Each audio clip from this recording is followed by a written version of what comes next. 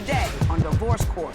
I'm here to be divorced from my husband and end my marriage. I'm here because I would like to see if I can salvage my marriage. When we lost our son, that was a very devastating moment for us. I feel like we blamed each other. Cheating will ruin your marriage. It ruined mine. Khadine, I want you to know that I love you with everything in my heart. I would like for Desmond to move forward with his life and to agree with me that the separation is the right thing to do. Divorce Court is now in session. The Honorable Judge Lynn Toller presiding.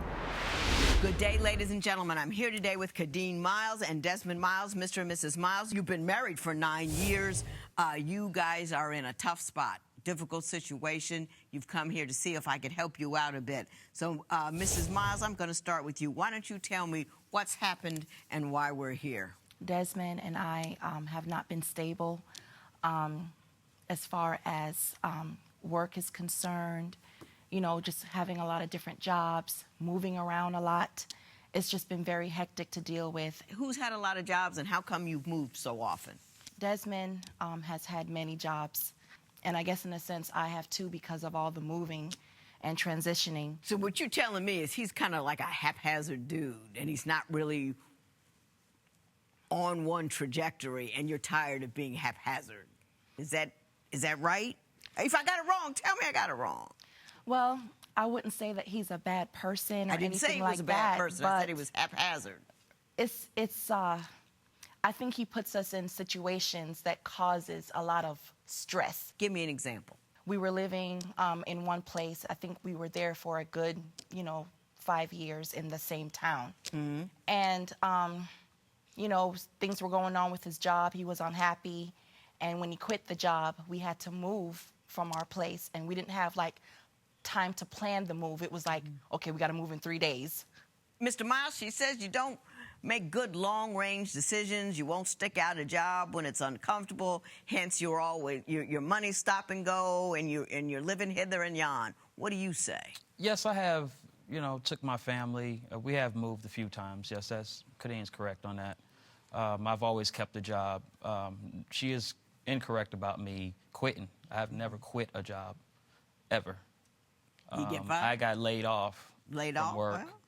We was pregnant. When I say we. Mm-hmm. I know it wasn't you. And so, I had to make a decision on, if we're going to stay there or not. I talked with Khadine, and she didn't like out in Utah. It was cold out there. And your position is you don't quit jobs and you aren't haphazard. You've had some unfortunate circumstances where you've gotten laid off, yes, but it was never a function of what you did or didn't want to do. Correct. Do you disagree with that? In a span of 7 years, we have moved 15 times. In a span of 7 years, maybe 2 to 3 jobs a year. That many? Yes. Nick, could you bring this up? So what are you about to show me here? Well, these are a few jobs and some of the reasons why he left the job. Okay. So you wrote them out for me. Just a few. She says you were a truck driver, but you quit the job 3 times because she was pregnant. Do you quit your job when she's pregnant? No, ma'am. No, ma'am. I'm still driving truck today. Do you know where she's getting that from? Did she make that up out of whole cloth? I think she's misinterpreting some of these answers. Pizza parlor, quit because of low wages. Pizza parlor. I was in UTI NASCAR Tech. Mm-hmm. I was going to college, and she left. She left with my son. So that put me in a situation, but I still had to finish college, and I did finish college.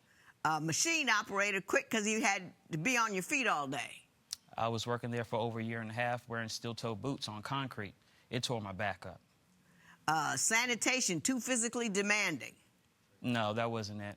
I got seriously ill, and I left that truck driving job to go back driving truck, so I've been driving truck. You quit your job at the nuclear plant running from the repo man. Really? That's what it says. Okay. It was a little bit more serious than that, Your Honor.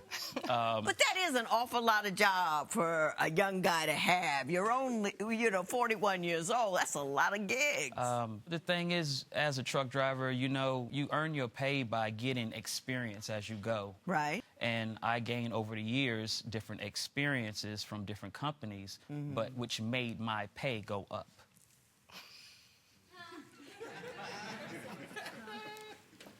I missed that. Would you like to explain it a little more? Well, no, you say a lot of words, but you never quite get to answer my question. Okay. It's a lot. There are a lot of details, but no direct declarative statements as to what occurred. You're not with me. That's No, good because I'm I'm not not with with you. you either. I can't figure out what you're saying. Yeah, it just kind of threw me off. We'll with the work 15 on it. thing. We'll work on it. Okay. We'll see what we could do with that. Why don't you tell me why you think this relationship is rocky? Our relationship is rocky because I spent most of the time with Khadine trying to make her happy. Is she Because- difficult to make happy? I wouldn't say difficult, but when times didn't go right in a certain situation, she wanted things done only her way. So Give me some examples. I'm driving truck, and she wants me to be at home. Well, I can't be in two places at one time. So I get a local driving truck job.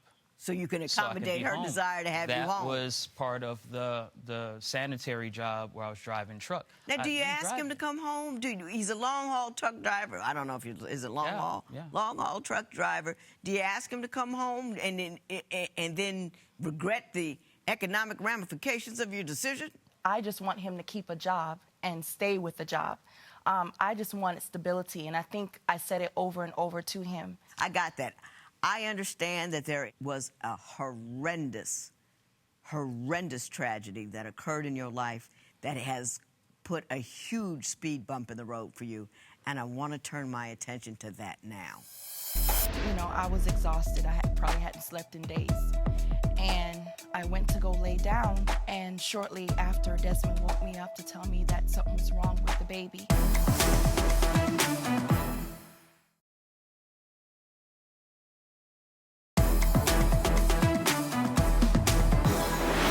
Mrs. Miles, tell me what happened with your young child. He was born, and he passed away from SIDS. How old? He was a month and 3 days. I understand you believe the circumstances surrounding his SIDS death could have been avoided, but you believe trying to please him caused that. Can you explain why you feel that way? Desmond was working at the time, and I was home with the baby, obviously. And, you know, when a baby's newborn, there's a lot of crying and late nights. And Right. I tried to take that on so that, you know, he can focus on work. Right. He would complain, you know, the baby's crying, so I suggested he slept in another room. Sure. So he can get sleep, and I just, you know, handle the baby. You know, he was upset because he didn't want to sleep in the other room. He wanted to sleep in his own bed. And we were having a lot of back and forth and arguing over it, and I expressed to him, look, this is your newborn child. Do you want us to go sleep on the floor somewhere to make you happy? I mean, what do you want me to do? So with the back and forth and me trying to make peace and keep everything argument-free, one night I was up and I was feeding the baby, burped him and everything, and I decided, you know, I'm gonna try him in the crib. That was the first night I ever. So you put were him in the crib. co-sleeping with the baby. The baby was in bed with you. I just felt better having him close Right. because his cry was very soft. And, you know, I was exhausted. I probably hadn't slept in days. And I went to go lay down, and shortly after, Desmond woke me up to tell me that something was wrong with the baby, and he died in the crib. That's horrifying. You said in your paperwork you put the baby in the crib because he wanted to come back into the bed, and you still harbor some resentment against him. Is that true? Is that really how the sequence of events went? We both placed blame. You know, he blamed me for putting the baby in the crib in the first place, but I feel like if he was more supportive, if he was more like working with me as far as understanding that the baby has needs and I needed to be close to the baby, Right.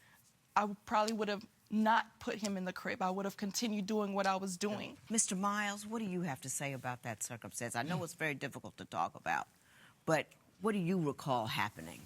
I recall I did ask Khadine a few nights, you know, could the baby sleep in the crib? I've always slept on the couch when she had the baby.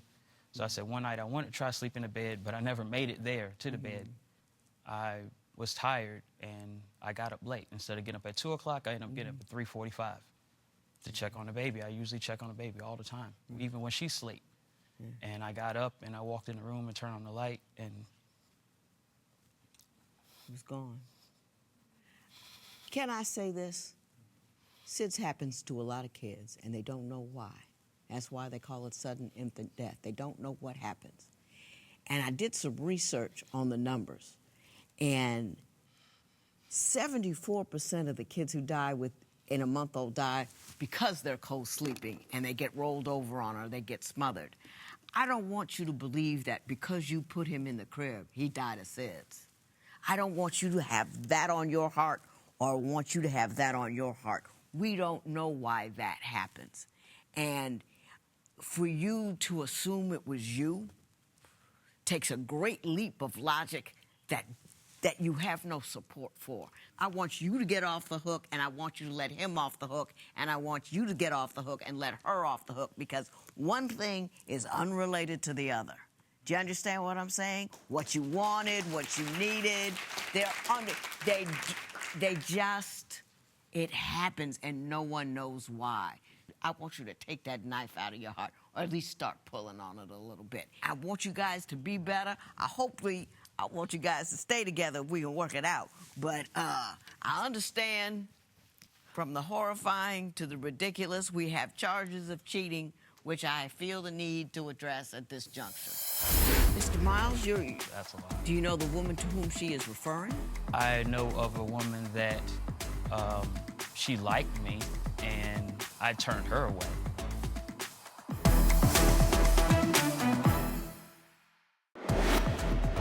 Do you think most marriages can withstand the loss of a child? Tell us what you think at Divorce Court. Divorce Court will be right back.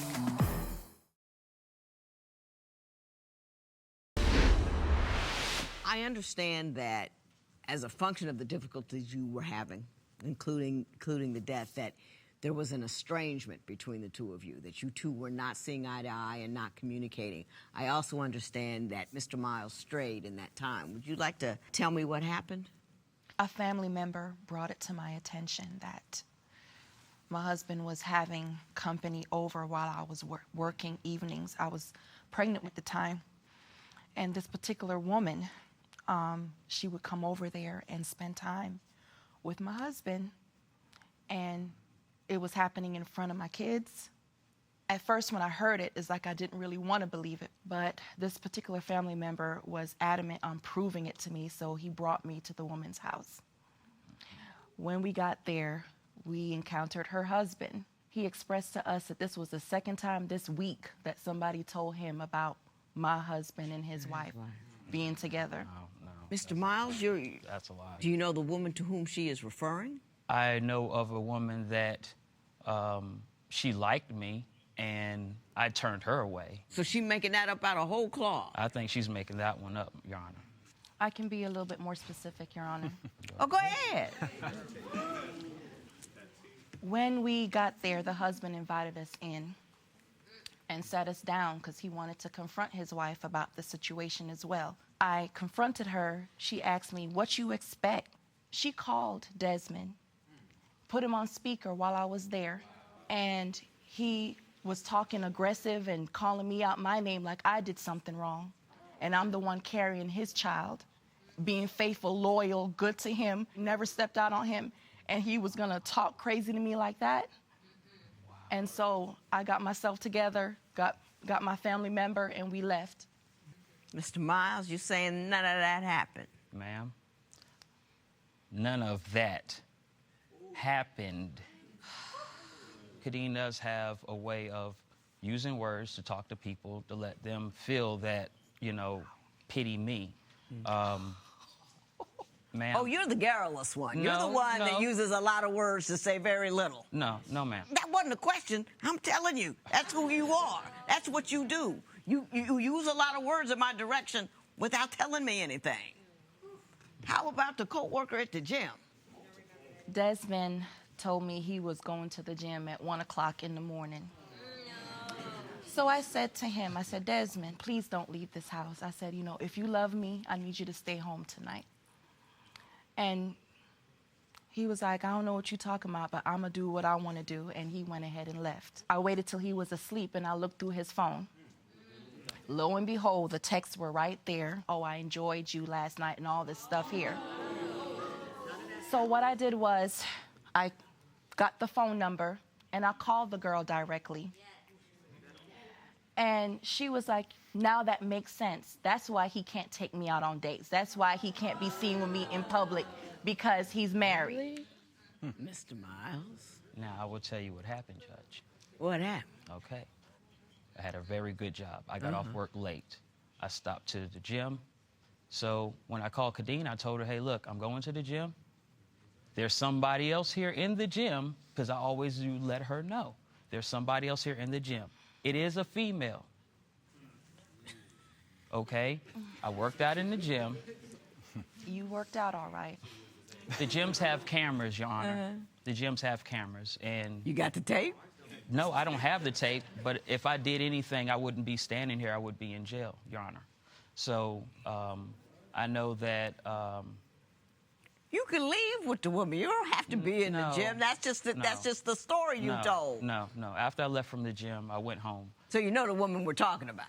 Yes, I know who she's referring to. You know who she's referring to. Yes. You just said that nothing happened. She made that up. No, I didn't say nothing happened. I said I know what happened. I got you. All righty. So, I'm done. okay.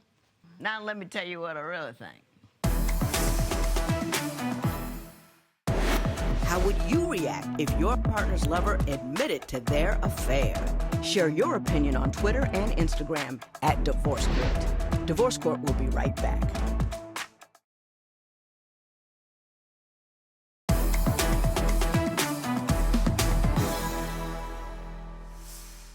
When I read your papers, which is why I, looked into the SIDS thing, I thought I got two good people here, and I'm gonna knock some things off of here and rub something over there and try to pull them together and tie it up and see if we could get it straight and see if we could get it together. I saw the accusations of cheating on there. I thought you guys were in the shadow of that horrendous loss that you have, and that you kind of got separated, and he may have tiptoed off into the distance once or twice in a moment of weakness, and it was something that we could get through and distance himself from, but now all he did is come in here and lie.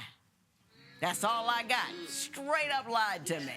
Just straight up lied to me. And I was going to beg on your behalf, Mr. Miles, but even in the beginning when you were talking about the 9 jobs that you cop to, you're telling me that you don't go from job to job. You do go from job to job. You're a man with a glib tongue. You can talk a lot. You use a lot of words. You use a very soft voice, but you don't use the truth. And listen.